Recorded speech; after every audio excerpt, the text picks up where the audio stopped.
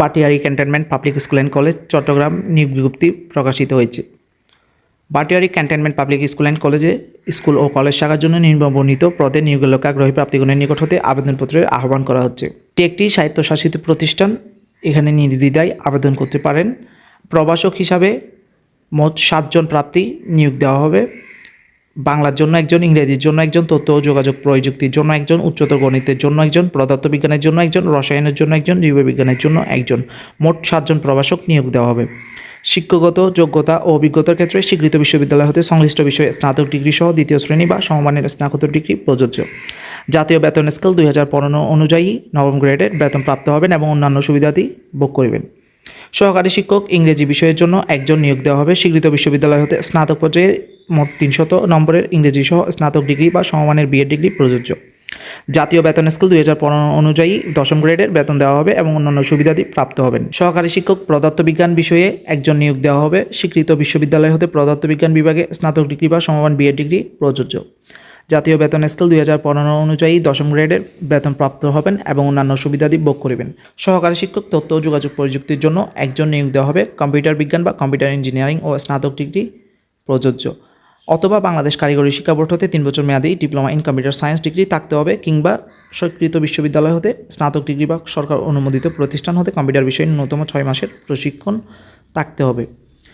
সহকারে একজন নেওয়া হবে শিক্ষা বোর্ড হতে এসএসসি বা এসএসসি সমান পরীক্ষায় উত্তীর্ণ, বাংলা ও ইংরেজি টাইপিংয়ে যথাক্রমে 30 থেকে 45 শব্দের গতিসম্পন্ন হতে হবে। সরকার অনুমোদিত প্রতিষ্ঠান হতে 6 মাস মেয়াদী কম্পিউটার ডিপ্লোমা থাকতে হবে। জাতীয় বেতন স্কেল 2015 অনুযায়ী 16তম গ্রেডে বেতন প্রাপ্ত হবেন এবং অন্যান্য সুবিধাদি ভোগ করিবেন। কম্পিউটার ল্যাব অপারেটর একজন, শিক্ষা বোর্ড হতে এসএসসি বা এসএসসি সমান ডিগ্রি থাকতে হবে। বাংলা ও ইংরেজি টাইপিংয়ে যথাক্রমে 30 ও 45 শব্দের গতিসম্পন্ন হতে হবে। সরকার অনুমোদিত প্রতিষ্ঠান হতে 6 মাস মেয়াদী কম্পিউটার ডিপ্লোমা থাকতে হবে। জাতীয় বেতন স্কেল 2015 অনুযায়ী 16তম গ্রেডে বেতন প্রাপ্ত হবেন এবং অন্যান্য সুবিধাদি ভোগ করবেন। স্টোর কিপার পদে একজন নিয়োগ দেওয়া হবে। এসএসসি পাস, সকল পরীক্ষায় 2য় শ্রেণী বিভাগ থাকতে হবে। জাতীয় বেতন স্কেল 2015 অনুযায়ী 18তম গ্রেডে বেতন প্রাপ্ত হবেন এবং বিজ্ঞানগার ও সহকারী অ্যাটেন্ডেন্ট হিসাবে পদার্থবিজ্ঞান, রসায়ন ও জীববিজ্ঞানের জন্য 3 জন ল্যাব অ্যাটেন্ডেন্ট নিয়োগ দেওয়া হবে। তাদের শিক্ষকতা যোগ্যতার ক্ষেত্রে ন্যূনতম 2য় বিভাগে এসএসসি বা বিজ্ঞান থাকতে হবে। জাতীয় বেতন স্কেল 2015 অনুযায়ী 18তম গ্রেডে বেতন প্রাপ্ত হবেন এবং অন্যান্য সুবিধাদি ভোগ করিবেন। মালি পদে একজন নিয়োগ দেওয়া হবে। 8ম শ্রেণী পাস। জাতীয় বেতন স্কেল 2015 অনুযায়ী 20তম গ্রেডে বেতন প্রাপ্ত হবেন এবং অন্যান্য সুবিধাদি ভোগ করিবেন। বেতনের শর্তাবলী: প্রভাষক পদে প্রার্থীদের মাধ্যমিক পর্যায়ে ক্লাস নেওয়ার মানসিকতা থাকতে হবে। ক্রমিক 1 থেকে 5 নং পদের প্রার্থীদের ইংরেজিতে লিখতে ও বলতে পারদর্শী হতে হবে এবং ইংরেজি ও বাংলা উভয় ভার্সনে ক্লাস নিতে সক্ষম হতে হবে। ক্রমিক 1 থেকে 5 নং প্রার্থীদের ক্ষেত্রে শিক্ষা জীবনে কোনো স্তরে 3য় বিভাগ শ্রেণী গ্রহণযোগ্য নয়। লিখিত পরীক্ষার তারিখ ও সময় আবেদনকারীকে মেসেজের মাধ্যমে জানিয়ে দেওয়া হবে। মৌখিক পরীক্ষার দিন মূল সার্টিফিকেটসমূহ আনতে হবে এবং নিয়োগ পরীক্ষায় অংশগ্রহণের জন্য কোনো প্রকার টিও প্রদান করা হবে না। অভিজ্ঞ প্রার্থীদের ক্ষেত্রে অগ্রাধিকার প্রদান করা হবে। অনলাইনের আবেদনের নিয়মাবলী: প্রার্থীকে অবশ্যই 2 জুন 2025 হতে 21 জুন 2025 তারিখের মধ্যে অনলাইনে আবেদন করতে হবে।